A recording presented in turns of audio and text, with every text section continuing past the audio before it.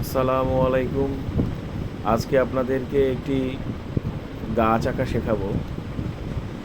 যারা বাচ্চাদেরকে গাছ আঁকা শেখাতে চান তারা বা বাচ্চারা যারা গাছ আঁকা শিখতে চাও তাদেরকে বলছি, প্রথমে দুই পাশে দুটো দাগ দিয়ে দিচ্ছি।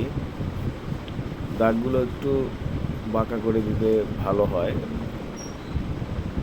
এরপর আমরা নিচে দিয়ে এরকম কিছু দাগ দিয়ে দিচ্ছি। আস্তে আস্তে আমরা কাজ করব, এতে করে আমাদের আঁকা ভুল হওয়ার সম্ভাবনা থাকবে না।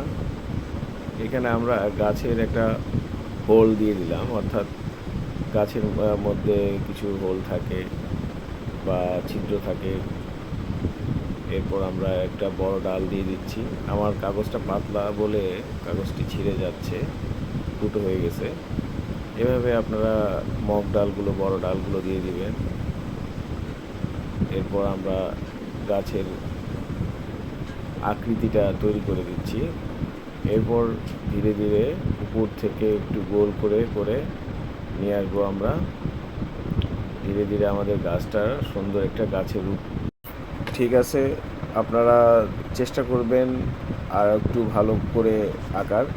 আমি যতটুকু পেরেছি আমি চেষ্টা করেছি। এটুকুই আজকের জন্য।